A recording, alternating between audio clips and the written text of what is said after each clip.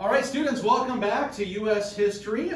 Just to review from yesterday's lesson, here's number one. Robert de La Salle discovered the territory that would soon become known as what state, Travis Wyrick? Louisiana? That's correct. Number two, which country became the new chief threat to the colonists in the New World? Drayden? The French? The French, absolutely. Number three, what is one way the French were a threat to the colonists, Isaiah? Because the French had stronger Indian alliances. Absolutely. Number four, name one of the wars that were fought between the French and the English, Julian. Queen Anne's War. Absolutely.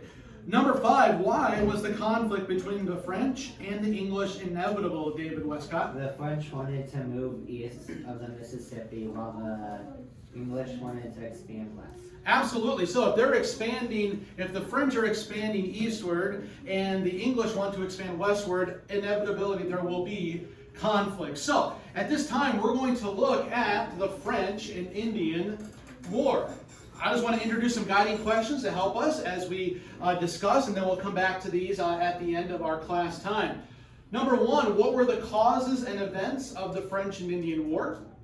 Number two, what were the strengths and weaknesses of each nation relating to the war? And number three, what were the results of the war?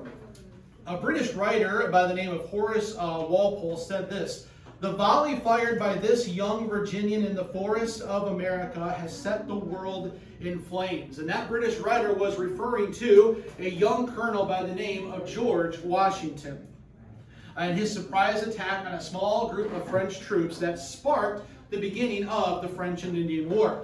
So let's look first of all at the outbreak.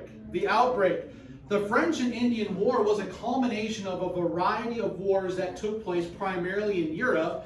But in 1754, the French and Indian War was the first war that began, the only war that began in the New World.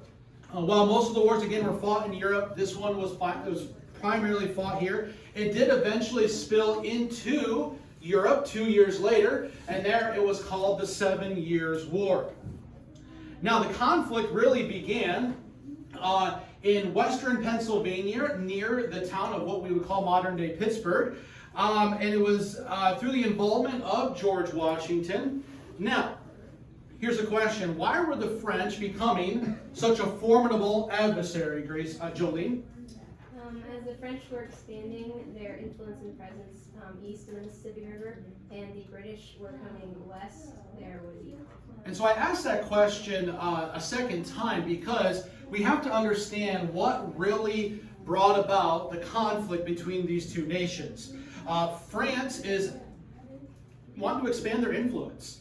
They kind of trickled down from Canada through the Mississippi Basin, and they're wanting to expand east, and the English as well want to continue to expand their influence throughout the New World. And so as they come together, as they begin to expand their influence, this conflict is going to become inevitable. And the British, sensing that France is expanding their influence, they send George Washington to assist in an expedition in the Ohio Valley to remove this French threat. Now, George Washington was not a trained military man.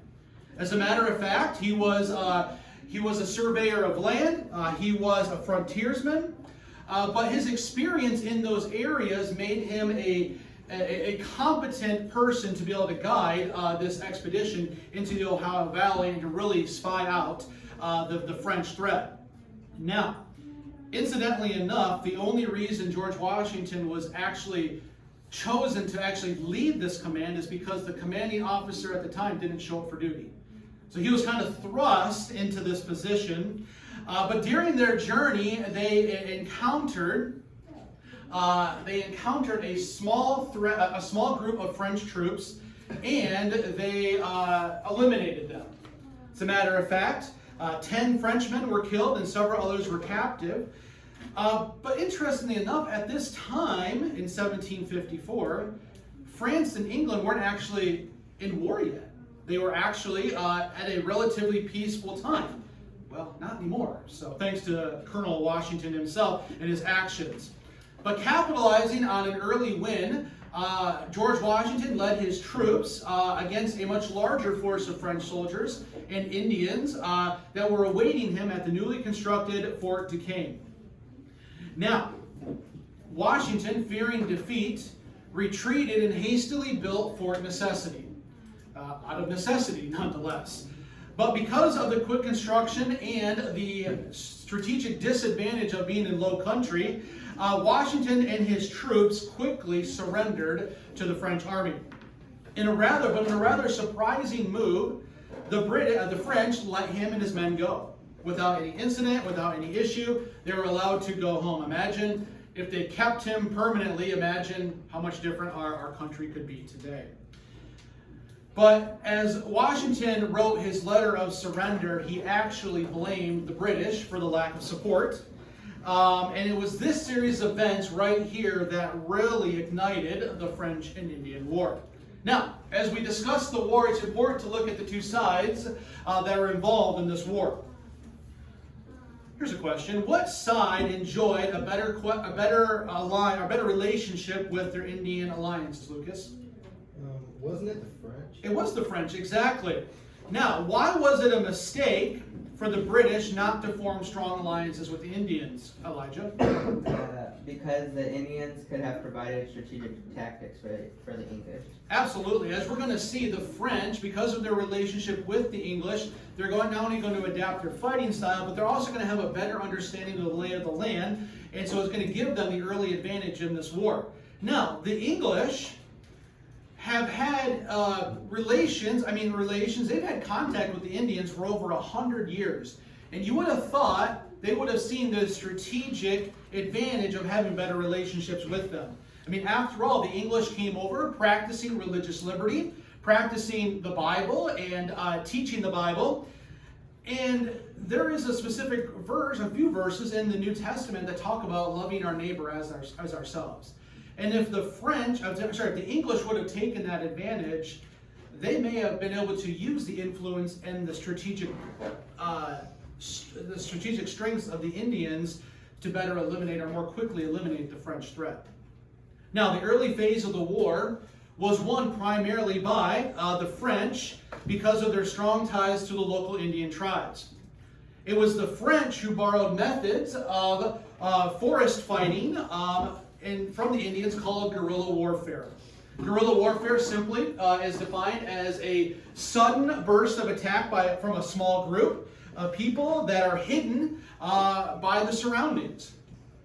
This tactic of sudden surprise attacks is what really frustrated the British troops because they were so accustomed to a long-standing tradition of an open order military style of combat.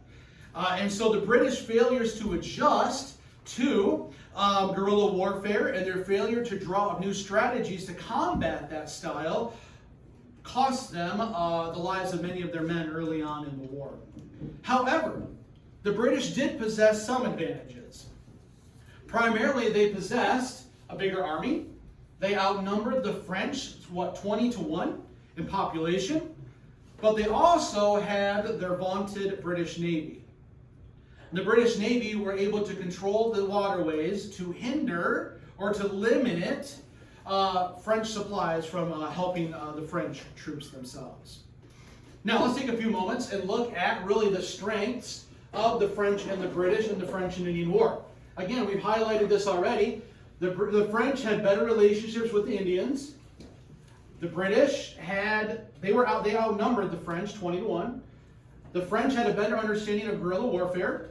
The British controlled the waterways. And here's one thing that we're going to park on for a second. The French benefited from the disunity among the British colonies, where the British had significant material investments in the colonies. And they had the colonists. They had those resources. But we're going to park briefly on this one right here. Because the disunity of the British colonies really contributed to their early struggles to combat the French threat. So, why would a lack of unity be a problem for the English, Grayson? Everyone was self-interest, it would be hard to organize the fight. Absolutely, yeah. So if you don't have a shared goal and you're not unified toward that shared goal, there's going to be problems. For instance, we have several of our young men in this classroom that play basketball. Some of them think they're stars. They're stars in the making. But here's the thing. On the basketball court, if Travis is completely consumed with scoring all the points, he wants to get the stats, he doesn't share the ball, he's a ball hog, is this team going to be successful? No, they're not. They're probably not. Even his brother Lucas, if he did the same thing, the team would not be successful. When a team has shared goals and a commitment to teamwork, they will be set up for success. So remember that, boys, as your season begins. But the scripture reminds us in Ecclesiastes chapter 4, verses 9 through 12, that there is strength in teamwork. It says, a threefold cord is not easily broken. When there's a shared goal in place, and in this instance, preventing French occupation, the colonies would have done well to coalesce around a shared objective, eliminate the French threat. Now, there were certainly attempts to try to unify the colonies. This was done through the Albany Congress in an attempt to establish political unity when it met in Albany, New York. Benjamin Franklin, he proposed the Albany Plan for a centralized government, or centralized colonial rule, including a president chosen by the king and a Congress chosen by the separate colonies. Now, do you think the colonists at this time are going to buy in on a centralized government? No, they're not. Why do you think that is? Why do you think the colonists feared centralized government, Zella? The colonists knew of the dangers of too much governmental control over the citizens. Exactly. You remember way back a few chapters ago when we talked about one of the reasons why the English came? It was to get away from political tyranny, to get away from, to have this idea of political freedom. And so these colonists, their forefathers are the ones that got away from this stuff. So it would seem to be very dangerous to reintroduce those concepts. Now, Benjamin Franklin, for his part, the plan was rejected, but Benjamin Franklin, for his part, tried to appeal to the Albany Plan through a series of cartoons. And so here is a picture of a carved up snake. My wife often says the only good snake is a dead snake. However, in Franklin's cartoon, he is demonstrating that a divided colony against an existential threat like the French would cease to survive. They needed a strong government to bring the colonies together. But again, the plan was broken up. So, this lack of unity from the colonies is going to continue into this war. And here's why. Because the British are now going to have some setbacks. The government sent General Edward Braddock and 1,000 seasoned British troops to capture Fort Duquesne. Colonel Washington joined alongside the troops in hopes of redeeming his previous failures. Now, George Washington, in vain, attempted to warn Edward Braddock that the French and the Indians, they had employed this guerrilla warfare style of fighting. I said in vain, because General Braddock did not listen to Colonel Washington. And on July 9th, 1755, the French and Indians attacked the British, as Washington warned would happen, and the British suffered many casualties. It's been said that the French and the Indians hid in trees and thick brush and poured deadly fire into the British ranks. And as a matter of fact, General Braddock was shot, and the officers led by Colonel Washington organized a retreat. The British did not know where the enemy was to muster a comeback. And tragically, some of the last words that General Braddock said before he died was, "Who would have thought it?" Who would have thought that the vaunted British army could be so swiftly defeated in battle? Now, while General Braddock was, at the time, the primary general for the British, the French were assigned command in America. Their commanding officer was Marquis de Montcalm, and he engineered a series of stinging defeats on the British from 1756 to 1758. So the British are scrambling.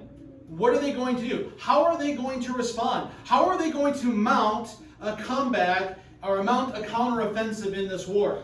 Well, these answers are going to come from a newly elected prime minister in England who will be introduced to us tomorrow. So as we dismiss for class today, let's ask a few review questions to make sure that we've been paying attention. Here we go. Number 1. What was the European title of the French and Indian War, Lucas? I'm gonna go with the 7 years. 7-Year War, exactly. Good job. Number 2, what type of warfare did the French and Indian employ that led to early success against the British, Grayson? Guerrilla warfare. Guerrilla warfare. Number 3, what is one advantage the British did possess over the French, Zella? They have more troops than the French. Absolutely, that is one advantage that they did have. Number 4, why did the colonists reject the Albany Plan proposed by Benjamin Franklin, Elijah? Because the colonists feared the power of a centralized government. Yes, they did, absolutely. They actually feared centralized government more than they actually feared the French. Number 5, at what fort did George Washington surrender to the French army, Travis? Is it Fort Necessity? It was Fort Necessity. And then number 6, what great British general died during the Battle of Fort Duquesne? Ezra? General Braddock. General Braddock, that is correct. Thank you, students. Great participation today. I'm so glad you guys are following along. We'll continue through our studying the French and Indian War tomorrow with a focus on how the British did make a comeback and the necessary adjustments that they made over the French. I'll assign homework questions once we're finished with that section tomorrow. Let's take 3 minutes and prepare for Bible class.